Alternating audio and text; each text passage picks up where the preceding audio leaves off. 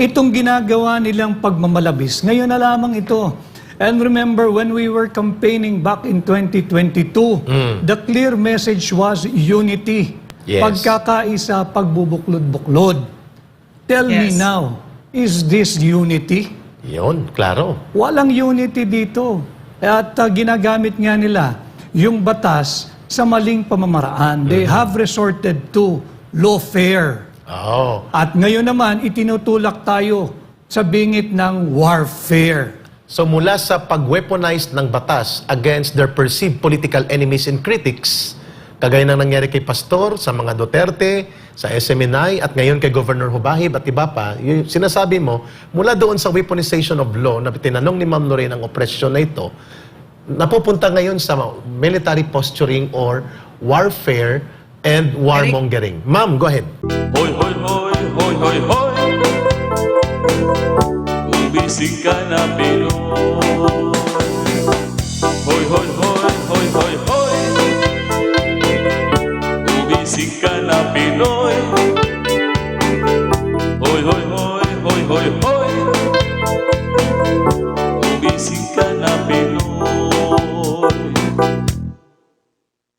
Para po sa ating panimulang talakayan, nagulat po ang lahat ng sunod-sunod, hindi lamang ang pagpapalabas ng mga warrant of arrest, napakabilis, laban kay Pastor Quiboloy na hindi naman kalaban ng bayan, kundi tagapagtanggol ng demokrasya at nation building. And Attorney Vic, ganon din po, nagulat tayo, Ma'am Lorraine, mga kababayan, nang kahapon po ay pinilit na tanggalin sa kanyang elected position na binigyang mandato ng mga mamamayan ng Davao del Norte, si Governor Edwin Hubahib na mahal ng mamamayan dyan sa Davao Region. Attorney Vic, bago po itong isang video tungkol sa walang tigil na panggigipit, Ma'am Lorraine, mga kababayan, kay Pastor Quiboloy, pambabastos sa integridad ng Kingdom of Jesus Christ as an independent religious community, and kay Pastor sa kanyang pagka-persona, Attorney Vic, ano po yung nakikita ninyo bilang panimulang talakayan natin sa Pilipinas nating mahal sa ganitong mga self-inflicted na kaguluhan na nanggagaling mismo sa mga sunod-sunod na mga kapalpakan ng gobyerno ng dating ikaw ay naging executive secretary nitong Pangulo ng Bansa? Your take muna sa panimulang pagbubukas. Well, nakakalungkot ka, Eric, nakakalungkot, Dr. Lorraine. I don't even regard what they're doing as a self-inflicted damage or wound. I think it is a deliberate attempt to be oppressing people, to be carrying out injustice. Sapagkat kung nagkamali ka siguro ng isa o dalawa, pwede nating sabing self-inflicted. Pero ito, ang nakikita ho natin dito ay seemingly there is a pattern to suppress information.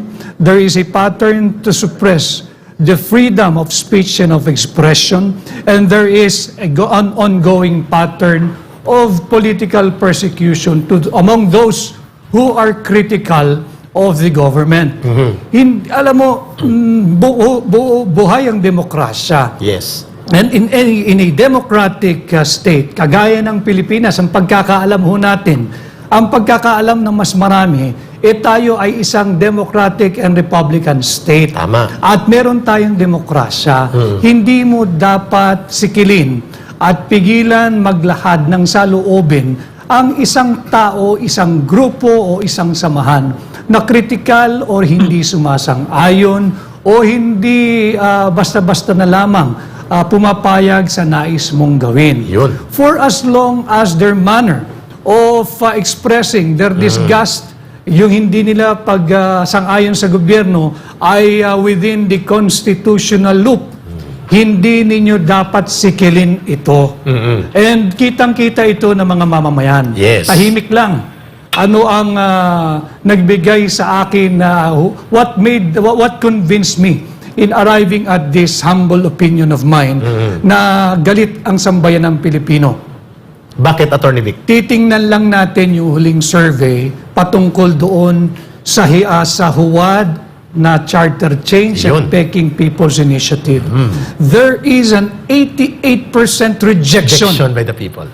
At yung rejection na yan, hindi nila pwedeng sabing tungkol sa charter change lang yan. Let's give them that. But I think at the very least, 1/4 of that 88% galit na sa inyo Iyon. at nagising na at hindi na sang-ayon sa ginagawa ninyong pagmamalabis sa ordinaryong tao. Attorney Vic, napakaganda ng ating take-off, Ma'am Lorraine. Dito sa sinabi ni Attorney Vic Rodriguez that he established the point, Ma'am Lorraine, na deliberate, systematic na paggamit ng poder para mang-abuso at manggipit ng mga tao, hindi lamang mga tao, kundi mga dating kaalyado pa at kasama sa pagbubuo ng kanyang gobyerno. Ma'am Lorraine, yung opening mo na pagtingin sa ganitong kalagayang hinaharap natin. Yes, thank you so much for your very clear analysis about all of this, no. But I want to ask you a question, ES. Naging trademark na ng Marcos administration ang gross violation of very important rights in our country, like for instance, press freedom, as well as the freedom to express ourselves, di ba? Freely express ourselves. Naramdaman namin, na-experience namin yan ni Eric personally nung kami ay dinetain illegally ng Martin Romualdez-led Congress. Na syempre, wala man lang kaming narinig ni isang salita or hininga galing sa Pangulo ng Pilipinas. No? At saka yung panggigipit sa SMNI, wala silang kahihiyan dito. So, ES, yung tanong ko sa inyo, was this apparent when you were with them? Was this tangent? This very worrisome tangent, was this already clear at that time? No, Lorraine, no. Itong ginagawa nilang pagmamalabis, ngayon na lamang ito. And remember, when we were campaigning back in 2022, the clear message was unity. Yes. Pagkakaisa, pagbubuklod-buklod. Tell me Yes. now, is this unity? Yun, klaro. Walang unity dito. At ginagamit nga nila yung batas sa maling pamamaraan. They have resorted to lawfare. Oo. At ngayon naman, itinutulak tayo sa bingit ng warfare. So mula sa pag-weaponize ng batas against their perceived political enemies and critics, kagaya ng nangyari kay Pastor, sa mga Duterte, sa SMNI, at ngayon kay Governor Hubahib at iba pa, yung sinasabi mo, mula doon sa weaponization of law, na tinanong ni Ma'am Lorraine ang opresyon na ito, napupunta ngayon sa military posturing or warfare and warmongering. Ma'am, go ahead. Pa-follow up lang kay ES. ES, ang nag-sign nung suspension order para kay Governor Hubahib, which is a highly beloved political figure in Mindanao. I have worked with him very closely and he really truly is a man of the people. Yes. A rare politician. Talaga nagsisilbi ito sa bayan. Kasama namin siya sa mga indigenous peoples and he is the major reason why the insurgency has really been crippled here in Mindanao. Kasi nga, good Tama. governance talaga siya. So, the sitting ES right now, Lucas Bersamin, signed that suspension order. Paano nangyari this horrifying thing? How did this happen? A former Supreme Court Justice, no less. No? How did this happen? Your reaction, Sir Attorney Vic Rodriguez. Okay, iwasan ko muna yung incumbent executive secretary because I don't want to be accused of commenting on the incumbent since galing ako sa tanggapang yon. Sige. But let me just react on the order itself. Sige. Yes, please. You Yes, know, please. it's very clear in Article 11, Section 1 of our Constitution, public office is a public trust. And all government employees, all government officials, whether elective or appointive, must act with justice and responsibility. Yes, In true. the case of the governor, the good Governor Edwin, na napanood ko rin kagabi doon sa late night press conference ni Pangulong Duterte, where is justice there? Yun. He was deprived of the elementary, the very basic, the very fundamental right, yung due process. Yun. Ang due process simply means a law that hears before it condemns. Ayun, klaro. Ito kinundina mo na. Walang notice, ano yung demanda sa'yo, walang kaalam-alam, binigyan mo na suspension. And as far as I know, please feel free to correct me, Doc Lorraine and Ka Eric. Yes, sir, go ahead. At kahit yung mga sumusubaybay ng live sa ating ngayon, ito ay nagmula doon sa pagpapahintulot niya na magkaroon ng rally ang hakbang ng mga isog sa darating na linggo. Tinumbok mo. Yan lang ang punot dulo niyan. At inamin niya na yun ang winarning sa kanya bago siya isuspend. When he issued the statement, si Governor Hubahib, tinumbok ng prangka mong pahayag ngayong umaga, Attorney Vic. Agree ka Eric at Doc Lorraine, because it is not only this pananakot o suppression ng ating mga karapatan ay hindi lang nangyayari or nangyari dyan sa Davao del Norte. May mga ilan po mga kababayan para po sa inyong kaalaman. Marami na po ang aming pinagtatangka ang kuhaan ng permit. In fact, under the law, there is this settled case in the Supreme Court. Yes, go ahead. Pagdating sa isang malayang pagpapahayag, basta't ito ay payapa, you don't even need to secure a permit. Tama. All you have to do is notify the LGU, whether that's a city, provincial, or municipality. And coordinate doon. I-coordinate mo lang na magkakaroon kami rito ng payapang pagtitipon, and constitutionally guaranteed yan eh. Yes. Yung right to call on the government na ito yung aming hindi pagsang-ayon sa inyong mga polisiya. Tama. Ito ay nangyayari na sa iba't ibang probinsya na kung saan tayo ay nagpaplano ring magpahayag dito sa ginagawa nating hakbang ng maisog, Doc Lorraine. At ito ay marapat na malaman ng sambayan ng Pilipino sapagkat kontrolado ho nila ang tinatawag nating mainstream media. Tama kayo. At marami tayo na we're risking so much here. But again, I don't mind for as long as I will always side with the Filipino people. Wonderful. Attorney Vic, Ma'am Lorraine, please hold, ma'am. May statement si Governor Hubahib. And then we can Yes. go on with the discussion para mas maipakita natin ang mga batayan ng kanyang mga sinasabi kung bakit siya inapi at ang mga mamamayan ng Davao del Norte dito sa maanumalia at iskandalusong paggamit ng poder ng Office of the President sa isang elected official at gobernador sa Davao. Go ahead. Panoorin muna natin ito. Mga pinalangga nako nga katawhan sa Davao del Norte. Base sa impormasyon nga niabot sa atong opisina, adunay iserve nga dili makatarunganon nga preventive suspension order kanako unya Huwebes, April 11, 2024. Dako ang akong kalibog kung unsa ang basihan o ground sa maong preventive suspension kay wala man gani ta napatawag sa korte o wala pud ka napatawag sa Office of the President o walay nahitabo nga investigasyon sa national o local office sa DILG. Unya, kalit lang sila nagpakanaog o preventive suspension order gikan sa Office of the President. Busa, klaro gid kayo ang injustice kay kini wala miagi sa sakto nga proseso sa balaod o due process of law, being violative of Rule 6, Section 3 of Administrative Order Number 23, Series of 1992, o sa akong constitutional right to due process.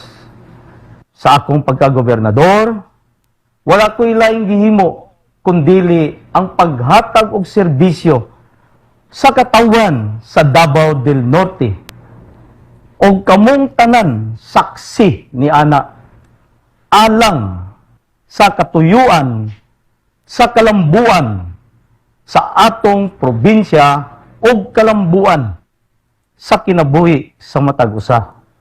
Isip inyong Kuya Gob, ako nag-aawag kaninyo nga kita mobarog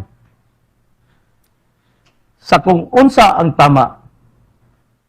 Atong batukan ang posibleng may tabong harassment, injustice, or power tripping nga paghahimon ni ining mga tawhana nga gahaman sa pwesto unyang buntag. Kung ako gani nga inyong gobernador, ilang gidaog-daog, unsa na lang kaha ang mga yanong katawhan. Dili nato tugutan nga ang maghari ni ining Davao del Norte, mga tao nga walay laing tumong kundili ang gahom o proteksyon sa ilang sariling interes o paghimo o pagpangabuso o pagdaog-daog sa katawan. Ayun. Sunod natin, ma'am. Hold your line, Ma'am Lorraine and Attorney Vic Rodriguez. Ang naging interpretasyon at madamdaming reaksyon ni former President Rodrigo Duterte dito sa sinabi niyang tendency to use authoritarian power. What is very unbelievable to me,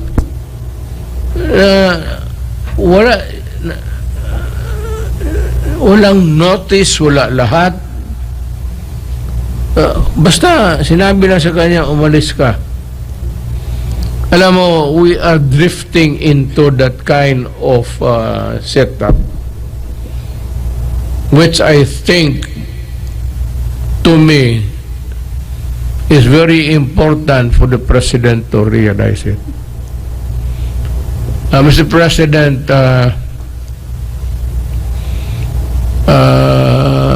hindi mo na sinusunod yung demokrasya. And you are, yung pag ganun na style, you are veering towards a more authoritarian. Mahirap yan, hindi sanali ang Pilipino. I am just warning you. Ako sa isa talaga na hindi ako papayag. Na kung magtanong ka na what I intend to do, I will raise hell one day.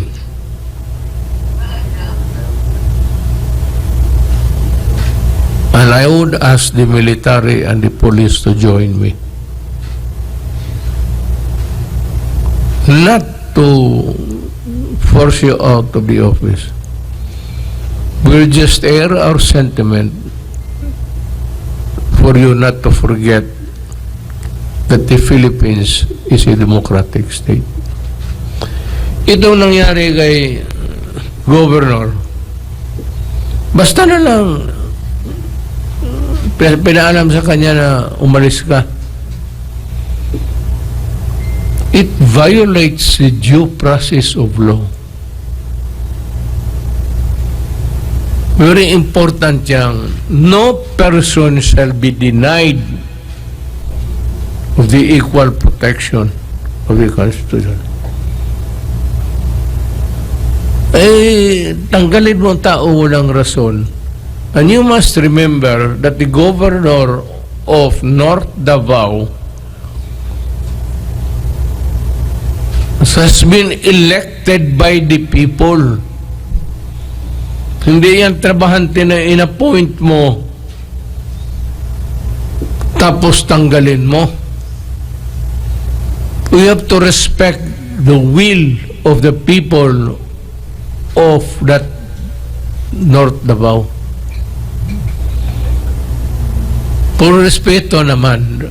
So you are veering dangerously close to being an authoritarian government. Ako sinasabi ko sa iyo kasi hindi ko nagustuhan yung style mo. Ayun. Attorney Vic Rodriguez, Ma'am Lorraine, we will get your reaction, Attorney Vic Rodriguez, bilang abogado, kapareho ni former President Rodrigo Duterte na naging isang abogado at naging prosecutor. Nababahala siya that the tendency of authoritarianism o yung pagiging diktador at walang respeto sa proseso ng batas at demokrasya ay nagagamit ng kasalukuyang gobyerno ni Pangulong Bongbong Marcos Jr. Similar sa kung paano ginawa ang paghawak sa poder ng kanyang tatay. Your reaction, please. Eric ES, may I please intervene lang a little bit? Kasi prior to that, si former Speaker Bebot Alvarez gave a backgrounder, 'di ba? Yung tungkol kay Anton Lagdameo. And he told us this again during when we were having dinner. He said basically yung suspension order na yan, ES, Eric, Yes. kasi napunta siya the day before to ask na wag na ituloy yung rally. And then governor said, that cannot be. Itutuloy namin ito, basically. And then the next day, Anton Lagdameo was in a coffee shop in Tagum and asked the governor to go to him. And Governor Hubahib said no because he had so many of his constituents that were in his office. Tama. And then that was when it happened. So basically what we're saying is talaga petty tyrants itong mga nakaupong ito. No, talagang power tripping. Hindi ka pumunta sa akin. So there was no due process and pumunta siya kay E.S. Lucas Bersamin and that whole thing happened. There was no due process, no? Para talagang petty tyrants like they own the government, and Eric and I have been on the receiving end of that and we know how that feels. And we see it with Pastor now, yung magpagmamalabis nitong mga petty tyrants na ito na sinabi ni PRRD, mga wala namang alam at mga nagdodroga pa. Yes, Diba? ma'am. Idugtong ko na briefly, Attorney Rodriguez, para buo ang reaction mo doon. The order will not come out just from the office of the Executive Secretary without the President himself giving the go signal. Your reaction? Baka hindi ko masagot briefly dahil medyo mahaba ito kay Eric. Go ahead, at, go ahead. Doc Lorraine. Go ahead. I'll just like to take off from the statement given by President Duterte na si Governor Edwin he was deprived of due process. Tama yun, yung pinag-uusapan natin. Kaya nga hindi ba kung maalala ho ninyo mga kababayan, kaya tayo meron yung hakbang ng maisog. Ang ating panawagan, protect and defend the Constitution. Not Correct. just from this peking at huwad na charter change at People's Initiative. Ito na nga ho yung ating panawagan, protect and defend the Constitution dito sa pagbabalahura o pagsasantabi nila ng ating fundamental rights. Correct. I agree with President Duterte sapagkat not only yung sa Bill of Rights provision na sinasabi niyang violation of the equal protection of the laws, tingnan din natin yung Article 2, Section 1 of the Constitution. Yun nga, that the Philippines is a republican and democratic state. Ito importante, yung sentence number 2. Sovereignty resides in the people and all government authority emanates from them. Ang soberanya ho ay tayong mga mamamayang Pilipino. Hindi po yung mga nahalal. Sila po ay kinatawan lamang natin, na gumawa ng tama, kinatawan natin na respetuhin ang ating saligang batas at kinatawan natin na kilalanin ang individual and collective rights of the Filipino people. Tama. And yun nga, yung alam ko rin maraming nanonood ng mga lingkod bayan na nasa pamahalaan. Nandyan yung mga kapatid nating kasundaluhan. Nandyan yung mga kapatid nating kapulisan. Yung mga nasa government service. Tatandaan po ninyo, nung kayo ay pumasok sa inyong panunungkulan, bago kayo pumasok sa inyong panunungkulan, nandyan din ho yan, Article 9, Section 4 of the Constitution. Lahat ho kayo, ako nung ako'y nasa gobyerno pa, tayo lahat ay nanumpa. We took our oath to affirm and uphold the Constitution. Tama. Huwag ho tayong susunod sa isang kautusan na labag sa ating saligang batas. Yun, klaro. Sapagkat ang amo ho ng lahat ng nanunungkulan sa gobyerno, hindi ang Pangulo, hindi ang Governor, hindi ang Mayor.